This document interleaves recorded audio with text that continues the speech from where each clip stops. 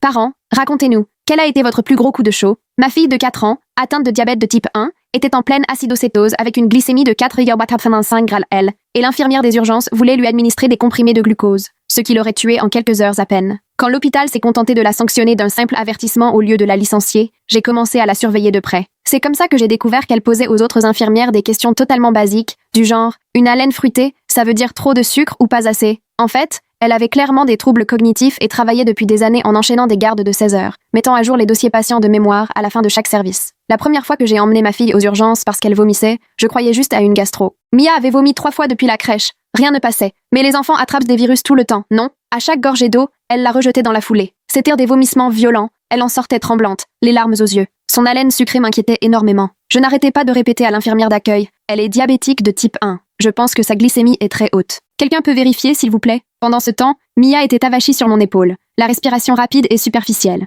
L'infirmière de service, une femme aux longs cheveux bleus et à l'allure blasée à mourir, a levé les yeux au ciel. « Madame, c'est sûrement du stress. Les enfants s'inquiètent pour un rien aujourd'hui. » J'étais sidérée. Ces mots résonnaient dans ma tête. Du stress? Ma fille avait le teint gris, la peau moite, et gérait son diabète depuis des mois. Je savais que ce n'était pas ça. J'ai insisté. Mais elle respire vite. Son haleine est fruitée. Ce sont des signes d'alerte, non? Elle a simplement haussé les épaules, mâchant son chewing-gum, la bouche grande ouverte. On vous appellera quand un lit se libérera. Asseyez-vous, détendez-vous. J'ai essayé de respirer, de me calmer, même d'écouter ma musique relaxante. Mais 10 minutes se sont transformées en 1 heure, 2, puis 5. Toujours aucune nouvelle. Et l'état de Mia empirait, elle sombrait, par moments à peine consciente. Je retournais au bureau d'accueil, mais la même infirmière me repoussait. On attend toujours une chambre. Au bout d'un moment, à bout de nerfs, je me lève chercher de l'eau et je tombe sur le panneau de suivi des patients. Tous les noms sont inscrits en vert, celui de Mia aussi. À côté, je m'attends à lire urgence ou chambre demandée, mais non. Il était écrit noir sur blanc. Donner comprimé de glucose et renvoyer à domicile. J'en ai eu le souffle coupé. La renvoyer chez moi,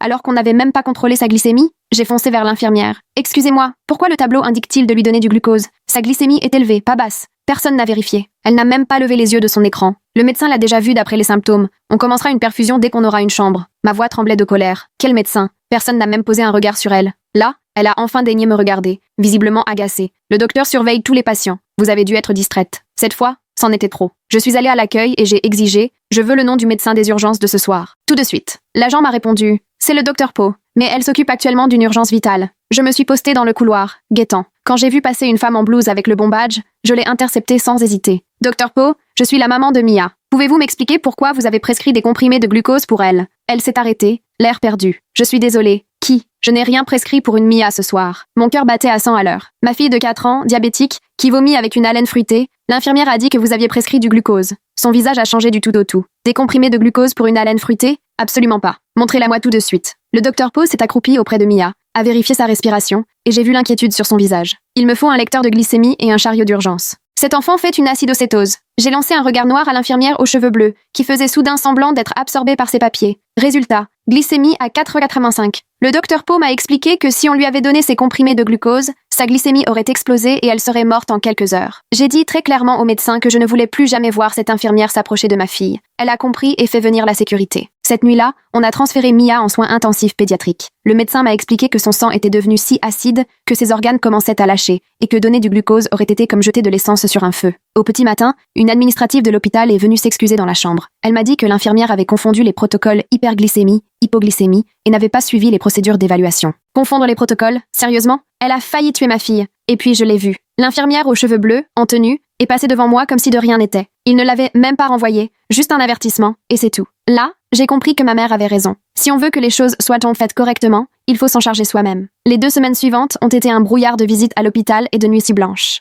Je revoyais cette nuit en boucle, le bip des moniteurs de Mia alors qu'elle retrouvait des forces. Les médecins tentèrent de me rassurer, mais je n'arrivais pas à oublier l'image de cette infirmière aux cheveux bleus mâchant son chewing-gum, tandis que ma fille luttait pour survivre. Lors du rendez-vous de suivi à l'hôpital, j'ai tourné dans le couloir d'endocrinologie et je me suis figée. Elle était là, charonne d'après son badge, tranquillement en train de discuter et de rire avec 2 collègues comme si de rien n'était. Mes jambes se sont mises en mouvement avant même que je n'en prenne conscience, maintenant une distance prudente pendant que je la suivais à travers ce labyrinthe de couloirs. Elle s'est arrêtée à la machine à café, a râlé contre le nouveau planning, puis a filé vers le parking. Je l'ai observée, cachée derrière un pilier, alors qu'elle montait dans sa voiture, une Honda grise avec un autocollant sur le diabète collé au pare-choc. L'ironie m'a soulevé le cœur. Le lendemain, je me suis retrouvée à la pharmacie près de l'hôpital, à l'heure que j'avais deviné être celle de la pause déjeuner de Sharon. J'ai faim de m'intéresser aux vitamines pendant qu'elle attendait son tour au comptoir. Le pharmacien lui a remis un sachet, et elle s'est lancée dans une histoire interminable sur la gestion du diabète de sa mère depuis 25 ans, prétendant même qu'elle pourrait donner des leçons aux médecins. Mes mains tremblaient, tandis que je prenais machinalement une boîte, essayant d'avoir l'air absorbé, alors que chaque mot s'imprimait dans ma mémoire. 3 jours plus tard, je n'ai plus su me retenir. Je suis tombée sur Sharon au supermarché à côté de l'hôpital,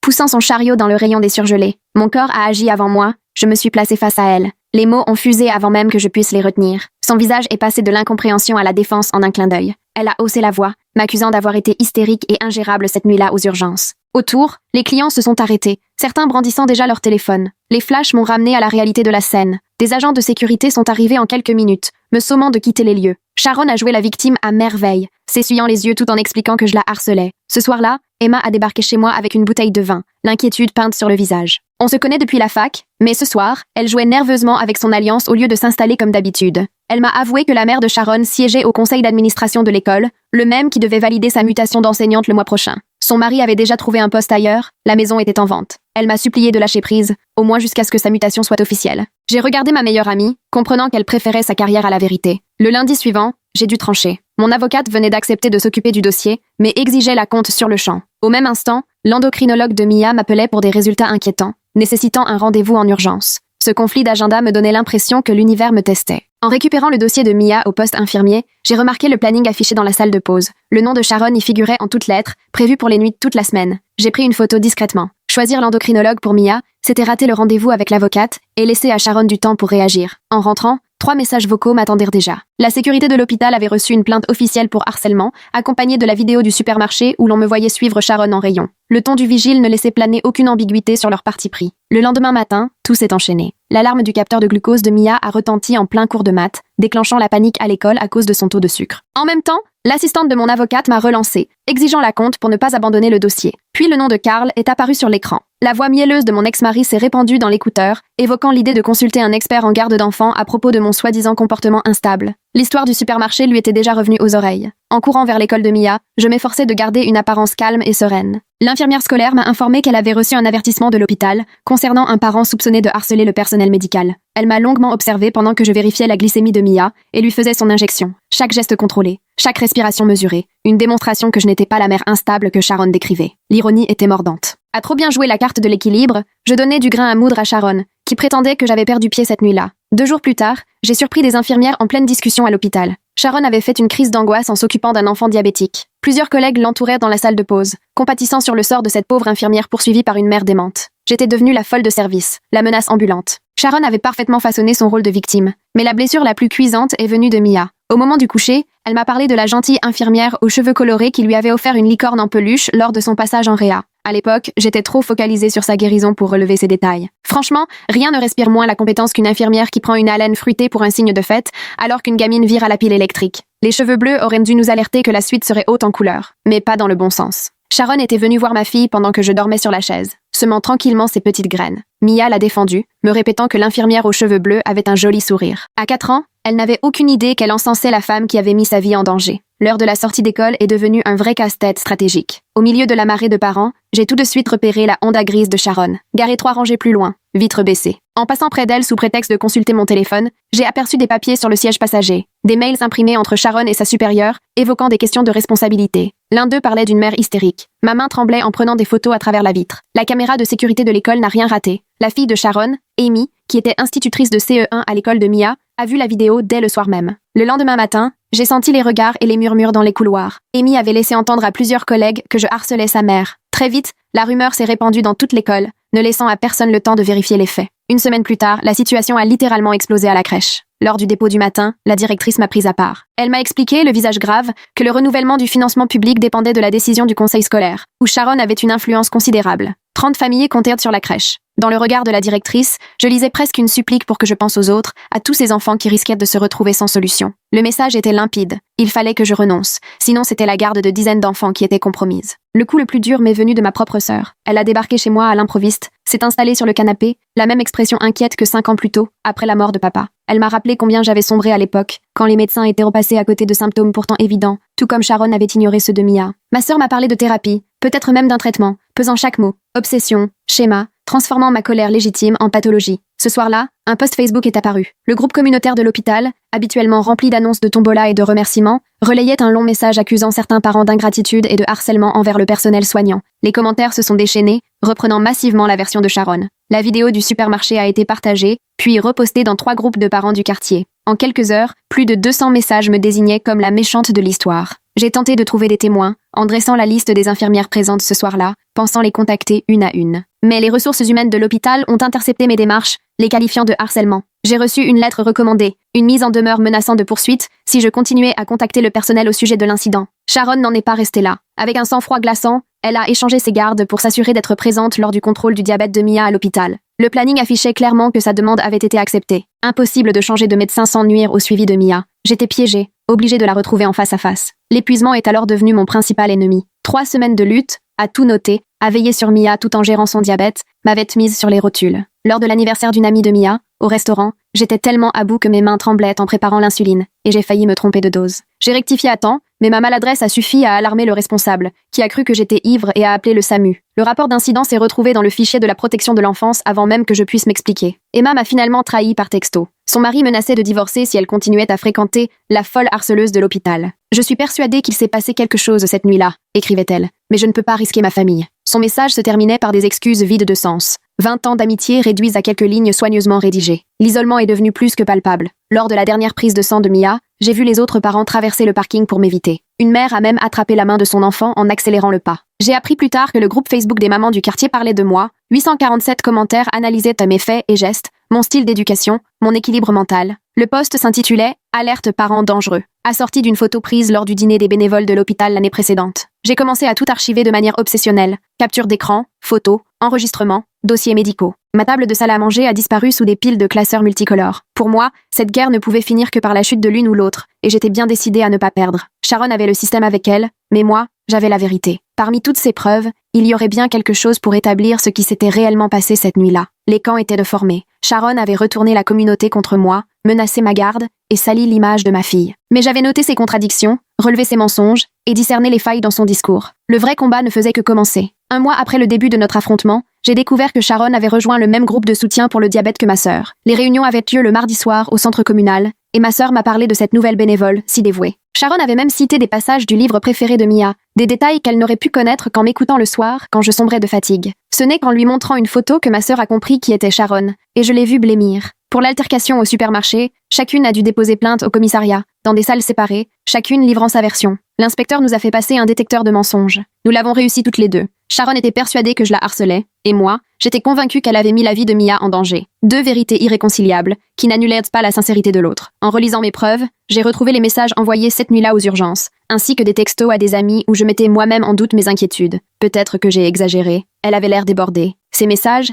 écrits pendant 5 heures d'angoisse, se sont retrouvés dans la plainte en diffamation de Sharon. Mes propres mots ont servi à accréditer l'idée de mon instabilité. Le doute qui m'avait rongé était devenu la preuve de mon hystérie supposée. L'évaluation de la garde a commencé 3 mois après l'incident. Carl s'est offert les services d'un psychologue pour enfants réputé, habitué aux divorces difficiles. Pendant la séance, Mia a confié au psychologue « Maman crie tout le temps à propos de la gentille infirmière. Elle a aussi parlé de cauchemars avec des cheveux bleus. » Plus tard, quand j'ai eu accès aux notes du psychologue, j'ai découvert qu'on me décrivait comme une mère intrusive, traumatisant son enfant avec des histoires d'adultes. Ma caméra de sonnette s'est transformée en preuve à charge. On m'y voyait arpenter mon perron à 3 heures du matin, répétant ce que j'allais dire à Sharon la prochaine fois que je la verrais. Je m'exerçais à la confrontation, testant divers tons, divers scénarios. L'avocat de Sharon a qualifié cette préparation d'obsessionnelle et d'exemple de privation de sommeil. L'horodatage prouvait que ça se répétait plusieurs nuits d'affilée. Aux yeux du juge aux affaires familiales, mes récriminations envers Sharon n'étaient qu'une tentative de détourner l'attention de la manière défaillante dont je gérais le diabète de Mia. On a même ressorti l'incident du restaurant où j'avais failli administrer la mauvaise dose à ma fille. Le juge m'a alors interrogé. Si vous êtes une mère aussi attentive, comment expliquer une telle erreur? Mon épuisement, dû à la guerre contre Sharon,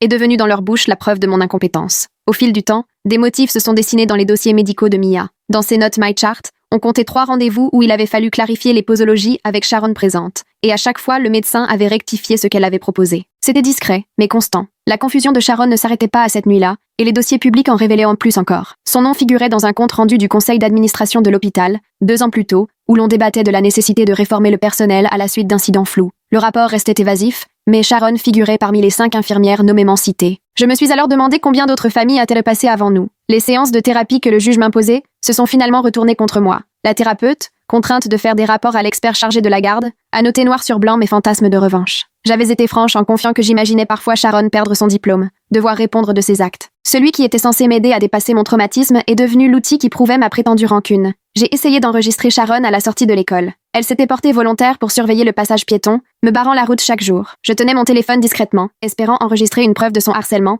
mais elle a immédiatement repéré l'appareil et appelé la sécurité, s'appuyant sur les plaintes précédentes pour harcèlement. Le directeur a interdit tous les appareils d'enregistrement à la sortie de l'école. Sharon a esquissé un sourire pendant que la police recueillait ma déposition. La routine de 15 heures s'est muée en véritable bras de fer psychologique. Sharon choisissait toujours son créneau de bénévolat pour être là à la sortie de Mia. Je devais passer devant elle, sentir son regard, la voir papoter joyeusement avec les autres parents. Elle faisait de grands signes à Mia, qui lui répondait avec enthousiasme. Les autres parents, eux, observaient mon malaise et murmuraient sur la mère instable qui n'arrivait pas à tourner la page. Une infirmière de Réa, témoin de la scène cette fameuse nuit, a fini par accepter de me rencontrer. On s'est vu dans un café, loin de l'hôpital. Elle m'a confirmé avoir vu Sharon se tromper, écrire des ordonnances erronées. Mais son mari travaillait dans le BTP, dépendant des contrats de la mairie, et la mère de Sharon avait déjà laissé entendre que ces contrats pourraient ne pas être renouvelés. L'infirmière m'a regardé droit dans les yeux. Elle avait tout vu, mais ne pouvait pas mettre la sécurité de sa famille en péril. Encore un témoin qui se dérobait, écrasé par l'influence de la famille de Sharon. La cafétéria de l'hôpital était devenue un terrain miné. Un jour, lors d'un rendez-vous pour Mia, j'ai remarqué que Sharon portait exactement la même tenue médicale que celle que j'avais décrite dans ma plainte, jusqu'au badge de sensibilisation au diabète pendu à son uniforme.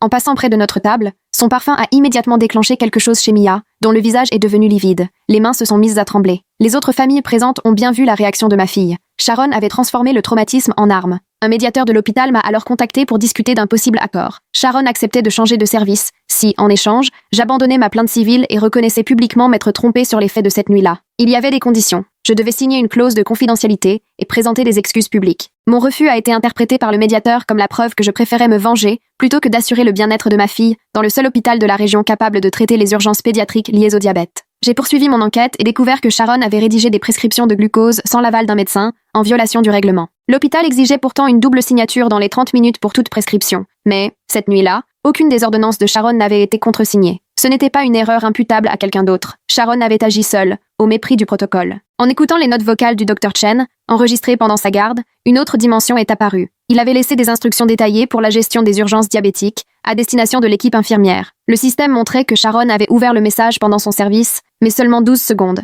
Pas assez pour prendre connaissance des informations vitales qui auraient pu sauver Mia. Les ressources étaient là. Elle ne les avait simplement pas utilisées. En approfondissant mes recherches, j'ai appris que Sharon remplaçait le Dr Abanks ce soir-là. Il était arrivé incapable de travailler et elle avait essayé de gérer ses patients en plus des siens, tentant de pallier les défaillances d'un médecin défaillant, au prix d'une surcharge mentale intenable. La réalité était plus complexe qu'une simple négligence. Sharon était à la fois victime et responsable dans un système bancal. Après 4 mois de bras de fer judiciaire, Carl a demandé la garde d'urgence, s'appuyant sur la déclaration de Sharon qui me présentait comme une harceleuse. Ma propre mère s'est alors retrouvée face à un dilemme cruel. Me soutenir et risquer de ne plus voir ses petits-enfants, ou garder sa neutralité. Elle a choisi de rester en retrait, me privant ainsi d'aide pour la garde des enfants lors des audiences les plus importantes. À chaque convocation au tribunal, je devais me débrouiller à la dernière minute pour faire garder Mia. Acculée, j'ai fini par me rendre au club pour seniors où la mère de Sharon était inscrite, espérant percer les secrets de cette famille en m'inscrivant moi aussi à leur cours de gym. J'aidais les habitués à installer leur matériel, échangeais des banalités sur les petits-enfants. La mère de Sharon parlait souvent du dévouement de sa fille à l'hôpital, des horaires impossibles et des patients compliqués,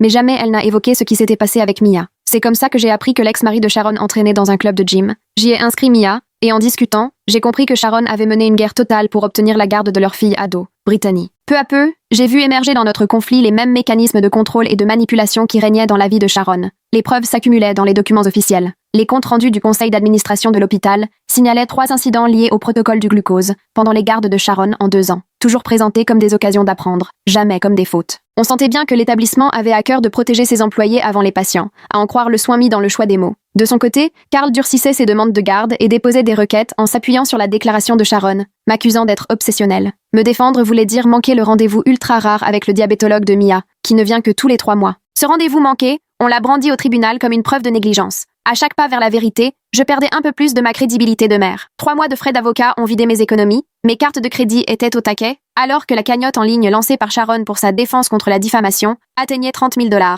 portée par tout l'hôpital mobilisé derrière elle. Les commentaires sur la page me dépeignaient comme une mère favorisée cherchant à détruire une infirmière exemplaire. Impossible, dans ces conditions, de me payer une défense digne de ce nom. Et puis une embrouille dans le resto préféré de Mia s'est retrouvée sur TikTok. Je l'y avais emmenée pour lui remonter le moral après un rendez-vous difficile, et Sharon est arrivée avec ses amis juste à la table d'à côté. La serveuse, elle aussi diabétique et à peine plus âgée que Mia, a assisté à notre échange glacial. Son TikTok sur le drama entre une Karen et une infirmière a fait 2 millions de vues. Les commentaires tombèrent de partout, la plupart des gens n'ayant aucune idée de ce qui s'était vraiment passé cette fameuse nuit aux urgences. Mon poste de coordinatrice des bénévoles, que j'occupais depuis 5 ans, a été supprimée du jour au lendemain pour conflit juridique persistant avec le personnel. La semaine suivante, Amy, la meilleure amie de la fille de Sharon, a pris ma place. Le message était limpide. Ici, on soutient Sharon ou on dégage. Toutes mes tentatives pour faire bouger l'hôpital de l'intérieur avaient été anéanties une à une. Karl a obtenu la maison et la garde provisoire. Le juge a mis en avant la stabilité qu'il pouvait offrir, là où je semblais sombrer. J'ai dû retourner vivre chez mes parents, dans ma chambre d'ado, pendant que Sharon était promue infirmière référente, saluée dans le bulletin de l'hôpital, présentée comme la victime courageuse d'un harcèlement dont elle avait su triompher. L'intervention de ma mère a tout bouleversé lors d'un dîner de famille. Elle m'a supplié de laisser Mia se reconstruire, loin du chaos judiciaire, puis m'a avoué avoir transmis à Karl des rapports positifs sur mon état psychologique, espérant éviter qu'il ne demande la garde exclusive. Sa trahison m'a dévastée. Persuadée que mon obsession allait détruire la famille, comme après la mort de papa, elle avait cru bien faire. Mes démarches ont déclenché une enquête qui a emporté une jeune infirmière, Madison, formée par Sharon, qui, sous pression, reproduisait les mêmes écarts au protocole. En épluchant ces dossiers, les enquêteurs ont retrouvé exactement les mêmes erreurs que chez Sharon. Madison s'est effondrée à l'audition, expliquant qu'elle n'avait fait que suivre la formation reçue. J'ai brisé la carrière d'une innocente pour démontrer un schéma. La famille de son fiancé n'a pas supporté le scandale. Les fiançailles ont volé en éclats après sa suspension. Sur les réseaux, elle a raconté avoir tout perdu à cause d'une mère rancunière et incapable de tourner la page. L'hôpital s'est rangé derrière elle, me dressant en briseuse de vie. J'ai poursuivi ma quête de preuves, persuadée de protéger d'éventuelles victimes. Même l'aumônier de l'hôpital, qui m'avait épaulé pendant les pires heures de Mia en réa, a voulu me voir, m'interrogeant sur le pardon, le lâcher-prise. Il a suggéré que Mia avait peut-être survécu pour m'apprendre la grâce, pas pour me voir m'acharner dans une guerre. J'ai préféré partir, incapable d'entendre une sagesse qui remettait en cause mon combat. À la barre, l'avocat de l'autre camp a sorti des éléments auxquels je n'avais jamais pensé. Les caméras montraient que j'avais quitté les urgences 2 fois cette nuit-là, une pour bouger la voiture, l'autre pour aller prendre un café. On a présenté ces absences comme un abandon de ma fille malade. Mon histoire de ticket de parking et de fatigue n'a convaincu personne. Le récit s'est retourné contre moi. J'étais la mère négligente qui cherchait à faire porter le chapeau aux autres pour masquer ses propres fautes. L'instruction a mis au jour la vérité la plus douloureuse. J'avais remarqué les signes chez Mia à 6 heures, mais j'ai attendu la fin de ma réunion avant de l'emmener à l'hôpital. 6 heures perdues pour une présentation professionnelle, 6 heures qui auraient tout changé. Si j'avais réagi tout de suite, Mia aurait été prise en charge avant même le début du service de Sharon. L'avocate de Sharon a insisté lourdement là-dessus. Leur équipe a même déposé une requête en urgence pour avancer le procès, invoquant mon harcèlement grandissant, y compris mon passage suspect au club senior où sa mère faisait du sport. Mon avocat était parti à Hawaï pour le mariage de sa fille, me laissant entre les mains d'un collaborateur qui n'avait jamais eu à gérer une affaire de faute médicale. La requête a été acceptée. Le procès débuterait dans 2 semaines, alors que nous pensions avoir 2 mois devant nous. Lors de sa déposition, Sharon a montré une conviction profonde dans ses compétences. 20 ans à veiller sur le diabète de sa mère sans incident lui avaient donné l'assurance de comprendre cette maladie mieux que la plupart des médecins. Elle parlait avec fougue de sa dévotion envers ses patients, des heures supplémentaires qu'elle acceptait pour payer l'aide à domicile de sa mère. Elle n'avait pas voulu partir à la retraite, bien qu'elle y ait droit, car être infirmière était le centre de sa vie. De mon côté, j'ai franchi une ligne que je m'étais promis de ne jamais dépasser. J'ai menti à Mia, prétextant devoir vérifier quelque chose à la boutique de l'hôpital, et j'ai profité de sa présence pour obtenir auprès d'un employé compatissant les horaires de Sharon. L'employé pensait simplement aider une mère inquiète voulant organiser la prise en charge de sa fille, sans se douter que j'utilisais ma propre enfant pour obtenir des informations, trahissant ainsi la promesse de la garder à l'écart de toute cette histoire. La métamorphose était complète. J'étais devenue exactement ce que l'avocat de Sharon décrivait dans ses conclusions, une harceleuse manipulatrice prête à tout pour briser une infirmière dévouée. À ce stade, la vérité sur ce qui s'était réellement passé cette nuit-là comptait moins que la vérité sur ce que j'étais en train de devenir. Chaque démarche pour prouver la faute de Sharon mettait en lumière ma propre fragilité. Les preuves, d'ailleurs, surgissaient d'endroits inattendus. Britney, l'adolescente de Sharon qui traversait une période compliquée, allait dans la même salle de gym que Mia. Lors de visites surveillées chez son père, elle racontait la confusion croissante de sa mère à la maison, confiant qu'elle avait trouvé des pages entières de protocoles recopiés encore et encore par Sharon, comme si celle-ci tentait de réapprendre des gestes qu'elle avait pourtant maîtrisés. J'ai noté tout cela, accumulant des éléments au prix de la souffrance d'une enfant. L'audience pour l'ordonnance d'éloignement a eu lieu à l'hôpital des enfants. Que Karl arrive ce jour-là avec les documents de garde, alors que Sharon n'était plus qu'un témoin à louer, relevait presque du coup de théâtre. C'était l'occasion rêvée d'obtenir la garde exclusive, pendant qu'elle retrouvait sa chambre d'enfance. Les 2 parties ont exposé leurs arguments dans une salle de réunion avec vue sur le service pédiatrique. À la pause, nous nous sommes retrouvés seuls dans le couloir, devant un mur du souvenir couvert de photos d'enfants disparus à cause d'erreurs médicales évitables. Nous avions les larmes aux yeux, chacune hantée par un drame. Sharon avait perdu un cousin suite à un diabète mal diagnostiqué, moi mon père à cause d'une négligence médicale. 2 femmes marquées par la violence du système de santé, condamnées à perpétuer la douleur. Peu à peu, Sharon a contre-attaqué. Le juge a souligné mon intrusion dans chaque aspect de sa vie. Son travail, le cours de gym de sa mère, la salle de sport de sa fille. Ce que j'appelais enquête, le tribunal y voyait du harcèlement. Ma rigueur dans la collecte des preuves s'est retournée contre moi, devenant le symptôme de mon obsession. Chaque tableau, chaque photo, chaque chronologie, révélant la spirale dans laquelle je sombrais. Tout reposait désormais sur l'identification de l'infirmière intérimaire présente cette nuit-là. J'avais passé des semaines à éplucher les plannings, recouper les affectations, jusqu'à retrouver une certaine Patricia, qui travaillait aux urgences au moment de la crise de Mia. Pour lui notifier une assignation, il a fallu engager un huissier et la retrouver à son nouveau poste, à des centaines de kilomètres. Un ancien geste de bienveillance m'a soudain servi. Quelques mois plus tôt, j'avais aidé la mère de Sharon après une chute au centre pour seniors. Je l'avais raccompagnée chez elle, installée, prise de ses nouvelles. Aujourd'hui, c'est Britney qui m'interrogeait. Pourquoi tu es méchante avec l'amie de maman, celle qui a aidé mamie? Cette question naïve soulignait tout le réseau d'attaches et d'ambiguïté que j'avais créé à force de fouiller. À l'hôpital, les tensions se cristallisaient autour des générations. Le syndicat protégeait Sharon, une des leurs, tandis que les jeunes infirmières remettaient en question leur formation et se demandaient si on ne leur avait pas inculqué de mauvaises pratiques. Le service pédiatrique s'est scindé. Certains me considéraient comme une mère courageuse défendant la sécurité des patients, d'autres voyaient en Sharon une professionnelle brisée par un système ingrat. Mon avocat m'a expliqué la réalité des procès civils. Il suffit d'une majorité de preuves, pas d'une certitude, mais les jurés penchent facilement du côté des soignants, surtout quand il s'agit d'infirmières expérimentées dont la vie entière a été consacrée aux autres. La précarité de Sharon,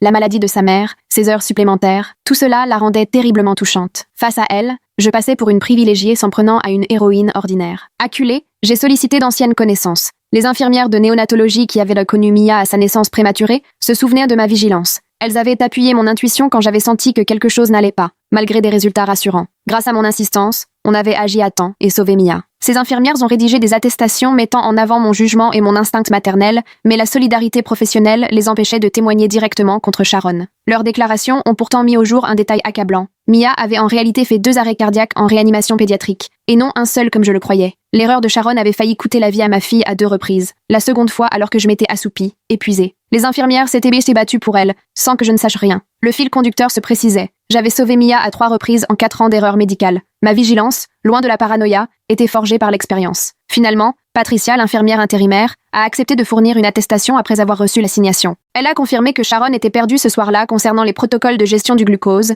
lui posant des questions de base que toute infirmière chevronnée aurait dû connaître. Mais la déclaration en disait encore bien plus. Sharon avait douté d'elle-même, mais avait tout de même continué, trop fière ou trop perdue pour admettre qu'elle n'était plus sûre d'elle. Le schéma sautait désormais aux yeux. Sharon montrait des signes de déclin cognitif dès que la pression montait. Ses erreurs se concentrèrent pendant les gardes les plus tendues. Pourtant, malgré plusieurs incidents, l'hôpital n'avait jamais pris la peine de lui faire passer de tests cognitifs. Elle n'était plus pleinement opérationnelle, sans que ce soit jamais officiellement reconnu, et représentait donc un risque pour les patients, un risque masqué par les failles du système et la protection syndicale. Ma stratégie avait changé. Il ne s'agissait plus de démontrer une faute grave, mais de réclamer des tests de compétences pour tout le personnel des urgences. La déposition de Sharon a, en plus, révélé un point essentiel. Elle mettait à jour tous ses dossiers en fin de service, et non pas au fur et à mesure comme l'exigeant les règles. Une habitude courante parmi les infirmières débordées, qui expliquait les incohérences retrouvées dans la chronologie des dossiers de Mia. Sharon était sincèrement convaincue d'avoir respecté les protocoles, mais elle consignait tout des heures après, comblant les souvenirs manquants par une certitude trompeuse. L'audience d'arbitrage approchait, chaque camp peaufinant ses arguments. L'hôpital a proposé une transaction à l'amiable pour éviter un procès qui pourrait faire jurisprudence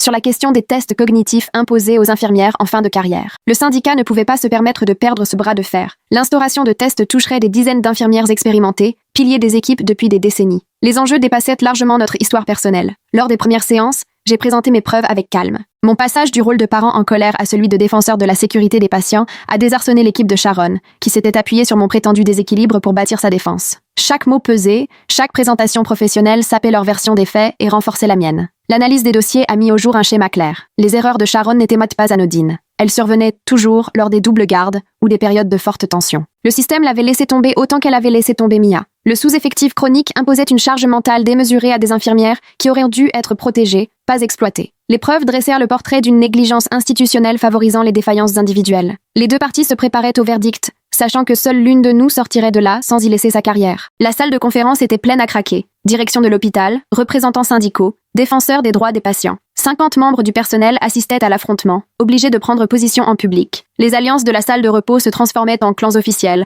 annonçant la nouvelle donne politique de l'hôpital. L'ambiance dans la salle d'arbitrage était électrique, chaque regard braqué sur moi alors que j'exposais mes arguments avec méthode. Sharon, assise en face, relisait nerveusement ses notes, ses mains légèrement tremblantes. Les groupes se formaient au fil des générations et des fidélités, jusque dans la disposition des sièges. Les déclarations de l'infirmière de néonatologie ont eu plus d'effet que prévu. L'arbitre a levé un sourcil en découvrant que Mia avait fait 2 arrêts cardiaques dans la même nuit. Le visage de Sharon s'est décomposé. Elle ignorait sincèrement le 2e arrêt. Son avocate a tenté de protester, mais le dossier médical était sans appel. 2 expériences de mort imminente, causées par une seule et même erreur de médication. Puis, j'ai expliqué que j'avais, au fil des années, évité à Mia 3 erreurs médicales majeures. L'atmosphère a changé du tout au tout. Les jeunes infirmières se sont échangées des regards soucieux. Combien de parents vigilants avaient-elles, par le passé, pris pour de simples anxieux? Mon obstination n'était pas de l'obsession, mais de l'expérience. Chaque fois que j'avais écouté mon instinct, les faits m'avaient donné raison. Le témoignage écrit de Patricia a tout fait basculer. L'infirmière intérimaire expliquait que Sharon lui avait posé des questions basiques sur la gestion du diabète lors de la crise de Mia. Est-ce qu'une glycémie élevée provoque des vomissements?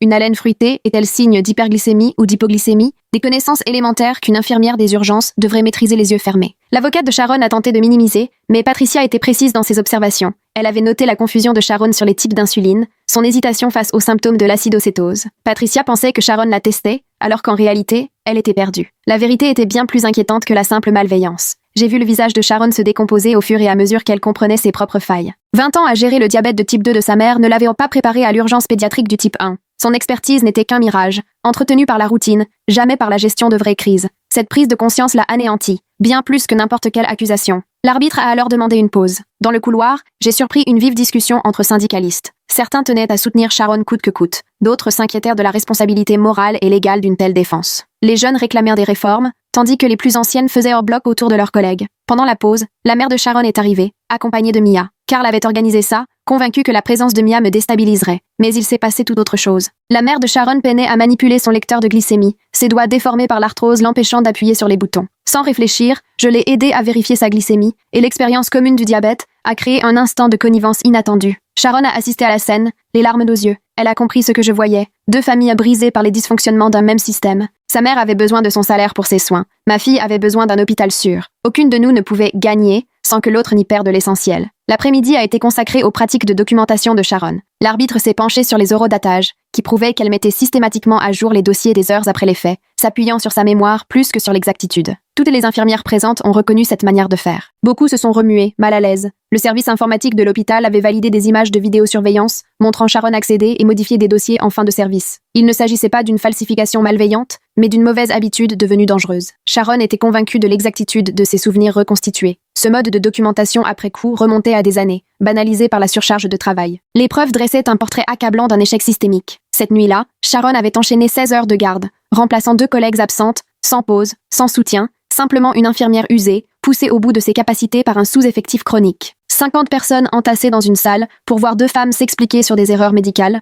on se serait cru dans la pire émission de télé-réalité imaginable, où tout le monde perd et où chacun aurait besoin d'une thérapie à la sortie. Les erreurs de Sharon étaient prévisibles, évitables et, au fond, institutionnelles. Sa mère a alors pris la parole, livrant un témoignage que personne n'attendait. Elle a confié que sa fille avait des absences après les doubles gardes, l'avait supplié de prendre sa retraite, mais leur situation financière l'en empêchait, elles avaient besoin de ce salaire pour payer l'aide à domicile. L'arbitre a demandé des précisions sur ces absences. Sa mère a décrit ces moments où elle retrouvait Sharon assise devant des boîtes de médicaments, incapable de se rappeler des protocoles qu'elle maîtrisait pourtant depuis toujours. L'évaluation neurologique est arrivée, remise en main propre. L'avocat de Sharon s'est élevé contre la procédure, mais l'arbitre a accepté le dossier. Diagnostic de légère déficience cognitive, aggravé par le stress et la fatigue. Pas une démence, mais un ralentissement mesurable du traitement de l'information et de la mémoire de travail. Un trouble qui, dans les situations de forte pression, rend les décisions médicales complexes dangereuses. Sharon s'est complètement effondrée. Elle n'en savait rien jusque-là. La confusion, le doute, le besoin de recopier sans cesse les protocoles, elle avait tout mis sur le dos du vieillissement. Les représentants syndicaux étaient désemparés. Combien d'autres infirmières expérimentées souffraient-elles en silence, trop fières ou trop vulnérables pour s'arrêter? L'arbitre a exigé un audit complet de l'organisation des urgences. Les chiffres révélaient un tableau effrayant. Les infirmières seniors s'enfilaient des doubles journées, couvraient plusieurs postes à la fois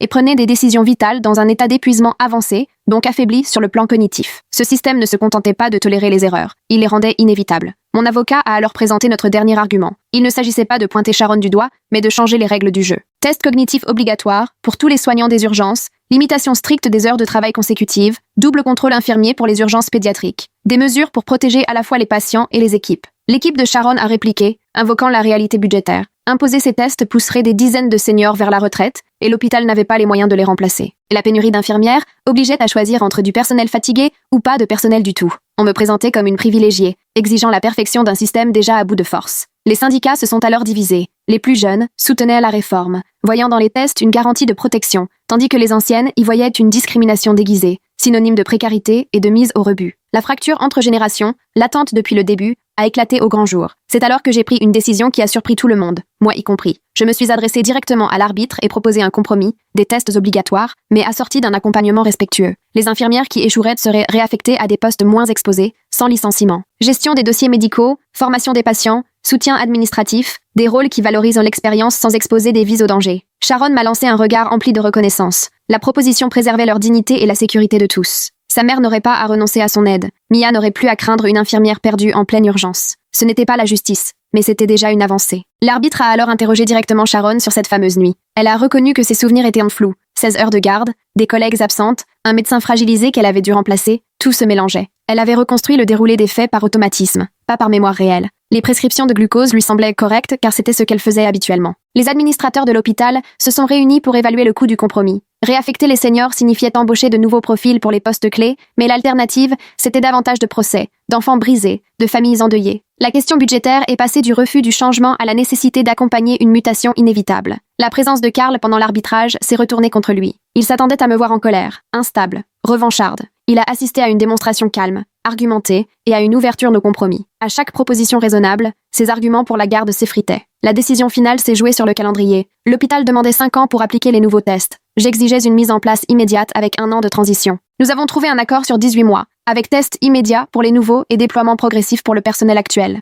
Sharon ferait partie des premières à se soumettre, volontairement, pour connaître la vérité sur ses capacités. Les résultats détermineraient son nouvel emploi, mais quoi qu'il arrive, elle conserverait sa retraite et sa couverture santé. Ce n'était pas la reconnaissance que j'espérais au départ, mais c'était une protection pour les futurs Mia. L'arbitre a imposé le protocole Mia. Double contrôle infirmier pour toute urgence pédiatrique diabétique. Une mesure simple, applicable, qui portait le nom de l'enfant qui avait frôlé la mort à cause d'une erreur évitable. Sharon l'a soutenu publiquement, ce qui a pesé auprès des sceptiques. En quittant la salle, la tension était palpable. Des groupes d'infirmières se disputèrent dans les couloirs, certaines saluant une réforme indispensable, d'autres dénonçant une discrimination à peine maquillée sous couvert de sécurité. Le combat que j'avais engagé allait se poursuivre bien au-delà de la fin de notre affrontement personnel. Sharon m'a rejointe sur le parking. Nous n'avons pas échangé un mot, seulement un regard lourd de tout ce que nous avions perdu et gagné chacune de notre côté. Sa carrière aux urgences s'achevait. La mienne dans la communauté était en miettes. Mais Mia vivrait, et d'autres enfants seraient désormais mieux protégés. La bataille pour la garde a pris un tournant inattendu. Les témoins de Karl m'avaient dépeinte comme instable et obsessionnelle. Pourtant, le rapport d'arbitrage montrait une mère capable de transformer son traumatisme en avancées concrètes. Le juge a statué pour le maintien de la garde partagée, soulignant mon engagement à garantir la sécurité de notre fille.